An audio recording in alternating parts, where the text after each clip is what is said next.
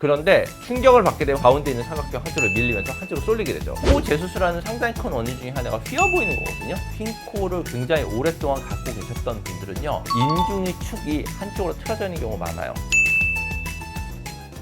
안녕하세요 시청자 여러분, 성형외과 전문의 이사원입니다. 오늘은 휜 코 교정에 대해서 한번 얘기를 해보려고 하는데요. 대부분 미용적인 목적으로 수술을 생각하시는데, 사실 생각을 해보면 코는 기능적인 측면이 분명히 있어요. 숨을 쉬거나 냄새를 맡거나 이런 기능적인 측면을 수술할 때 고려를 해야 되는 경우가 있거든요. 그래서 일단 휜 코에 대해서 양상들을 하나씩 보면서 제가 설명을 해드리도록 할게요.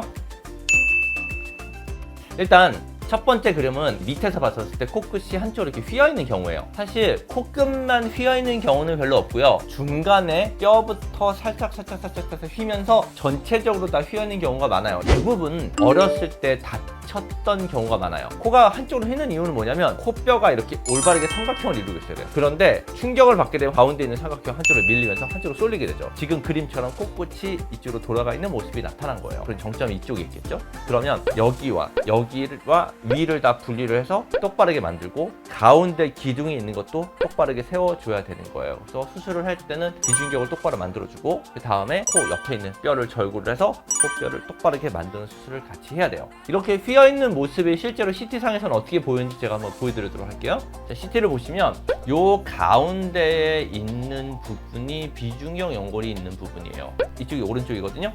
오른쪽으로 비중격 연골이 휘면 그쪽이 숨쉬는 구멍이 길이 좁겠죠. 이쪽은 넓고. 그래서 대부분 CT를 찍어서 이렇게 휘어있는 경우를 보통 비중격 망곡증이라고 얘기를 해요. 두 번째는 여기를 보면 이 부분과 이 부분을 비교를 해보면 이 윗부분이 훨씬 더 좁죠. 여기보다.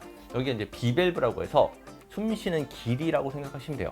이 비밸브가 좁아져 있는 경우, 비밸브 교정이라고 하는 수술을 해요. 겉으로 봤었을 때 휜 코가 아니라 기능 코라고 하는 경우는 코 안쪽에 숨쉬는 걸 어떻게 만들어 주냐의 문제거든요. 비중격 휘어져 있는 부분을 똑바르게 잡는 수술, 그게 기능 코의 한 가지고요. 두 번째는 비밸브 교정술이라고 해서 이 부분, 이 좁아져 있는 비밸브를 조금 더 펴서 숨 쉬는 게 편하게 해주는 게, 그게 두 번째고요. 세 번째는 흔히 비염이라고 얘기하는 증상인데, 비갑계라고 해서 코 안쪽의 점막 안쪽에 있는 부분이 약간 두꺼워진 거예요. 그래서 그게 비중격이랑 원래는 이렇게 공간이 있어야 되는데 비중격이 한쪽으로, 예를 들어 비중격이 이렇게 휘고 비갑계가 두꺼워지는 경우, 그쪽은 숨쉬기가 좀 불편하거든요. 이렇게 지금 보면 이 부분이 약간 두꺼워져 있어서 숨쉬는 길이 약간 또 좁아져 있는 케이스예요. 기능코라고 하는 경우는 어떠한 이유에든지 간에 숨쉬는 게 좀 불편해진 경우, 그 경우를 교정하는 수술을 기능코 수술이라고 얘기를 해요. 겉에만 휘어있는 분들도 있기는 해요. 사실 빈도가 높지는 않은데 그 경우는 그 부분만 똑바로 돌려주는 비중격 연장술을 통해서 살짝만 돌려주면 되거든요. 그 경우가 가장 쉬운 경우고, 또 하나 휜 코 중에 많은 케이스는 뭐가 있냐면 예전에 수술 받아서 보형물이 한쪽에 쏠려서 휘어 보이는 경우가 굉장히 많아요. 코 재수술하는 상당히 큰 원인 중에 하나가 휘어 보이는 거거든요. 그랬을 때 실제로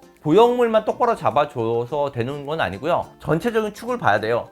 코끝과 콧대의 축이 틀어져 있기 때문에 보형물이 틀어져 보이는 거기 때문에 코끝을 똑바로 맞춰주고 그거에 맞춰서 콧대를 교정을 해야지 보형물로 인해서 휘어 보이는 게 훨씬 더 덜 휘게 돼요. 그래서 휜 코라고 내원을 하는 분들이 굉장히 많은데 실제로는 그 수술 방법들이 굉장히 다양해요. 그렇기 때문에 정확한 건 수술 상담을 받으면서 CT를 찍어보면서 안쪽에 구조적인 문제가 있는지를 반드시 확인을 하셔야 돼요. 이분은 재수술 케이스예요. 아까 얘기했었던 보형물이 똑바르게 있지 않고 한쪽으로 약간 치우쳐 있는 경우, 이래서 전체적으로 휘어 보이는 경우. 그런데 실제로 수술을 할 때 보면 코뼈 자체가 약간 휘어 있거나 아니면 코끝에 연골이 휘어 있는 경우가 많아요. 그런데 이 경우를 교정을 하지 않고 그냥 보형물만 넣은 거죠. 그런 경우는 본인 휘어 있는 축으로 그대로 자리를 잡기 때문에, 그래서 수술하고 나서 코가 휜 경우가 많아서 이 경우는 원래 갖고 있었던 휜 부분들을 다 교정을 해줘야지 훨씬 더 좋은 결과를 갖게 돼요.